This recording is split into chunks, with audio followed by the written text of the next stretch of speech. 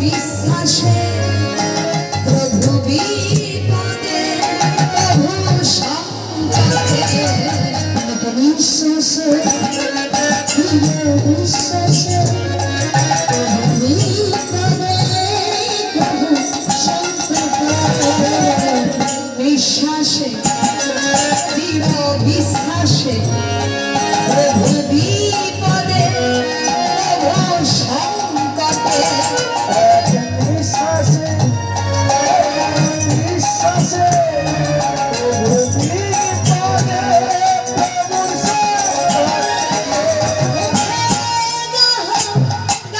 কৃষ্ণ নাম মধুর নাম হরি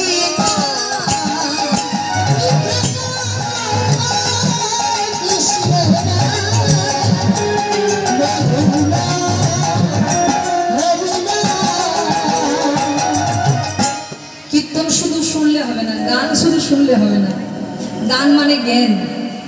বলছে বিশ্বাসে তাকে ডাকতে হবে। আপনি নাম করছেন কিন্তু নামের প্রতি আপনার বিশ্বাস নেই। আপনি ভগবানকে ডাকছেন কিন্তু ভগবানের প্রতি আপনার বিশ্বাস নেই। যে গোবিন্দ আছে মানে আমার আর কোনো চিন্তা নেই, গোবিন্দ আমাকে রক্ষা করবে, এই যে বিশ্বাস। আমরা বিপদে পড়লেই ডাকি, আবার সু গেলে ভুলে যাই। কি ভুলে যাই কি না? না, এক মনে নিঃশ্বাসে প্রশ্বাসে সারাক্ষণ আপনি যদি তার চিন্তা করেন, সে আপনার চিন্তা করবেই করবে। ভগবান বলেছেন যে আমার চিন্তা করে আমি তার চিন্তা করি।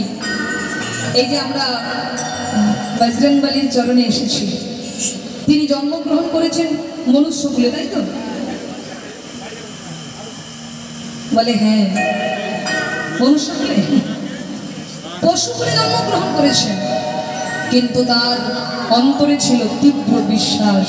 কার প্রতি? ভগবান রামচন্দ্রের প্রতি। মনে পড়ে যখন সীতাকে উদ্ধার করে আনা হচ্ছিল বাবা, যখন রাম রাবণের যুদ্ধ হয়েছিল, যখন সীতাকে উদ্ধার করে লঙ্কা থেকে যখন অযোধ্যায় নিয়ে আসছে, যখন মা সীতা দেবী অযোধ্যায় এলেন, কি আনন্দ অযোধ্যাপুরীতে, সবাই আনন্দ করছে। আর মা সীতা দেবী তিনি অযোধ্যায় ফিরে এসে সবাইকে উপহার দিচ্ছেন, উপহার। এইবার হনুমানের জন্য একটি মূল্যবান উপহার মা সীতা দেবী গচ্ছিত করে রাখলেন। কোন উপহার? না, মা সীতা দেবীর গলায় যে গজমতির হারটা ছিল, সেই গজমতির হার তিনি অন্য কাউকে দেবেন না, তিনি দেবেন হনুমানকে। তাই ডাক দিলেন হনুমান, করজোড়ে দাঁড়ালেন মা সীতা দেবীর কাছে।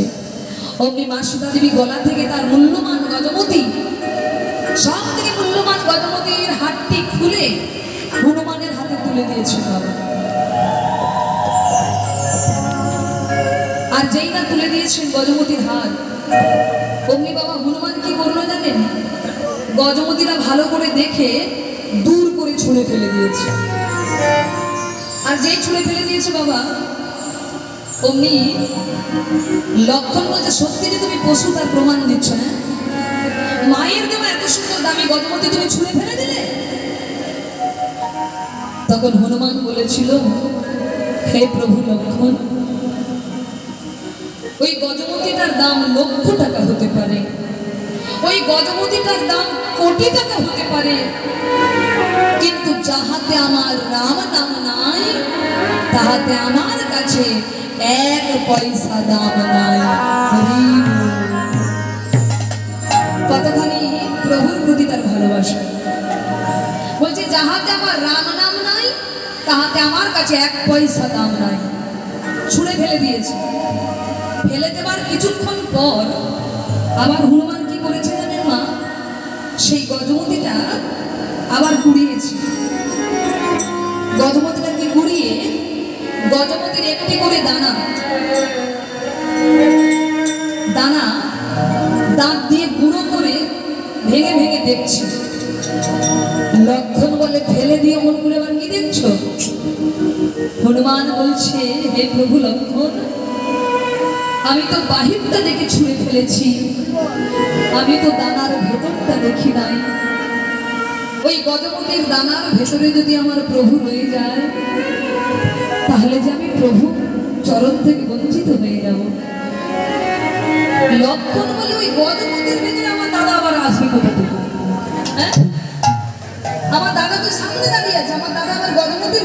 কি করে? বলে শোনো প্রভু লক্ষণ, এই বিশ্ব ব্রহ্মাণ্ডে যা কিছু রয়েছে সকল কিছুর মধ্যেই আমার প্রভু বিরাজ করছে।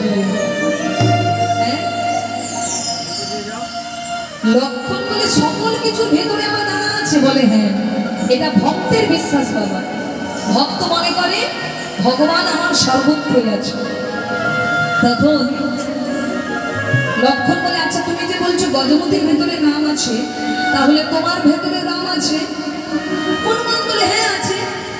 আমার ভেতরে কেন? জগতে সবার মধ্যে প্রভু আছে। বলে তোমার মধ্যে আছে কি? বলে হ্যাঁ আছে। লক্ষণ বলে দেখাতে পারবে? হনুমান বলে হ্যাঁ পারবো।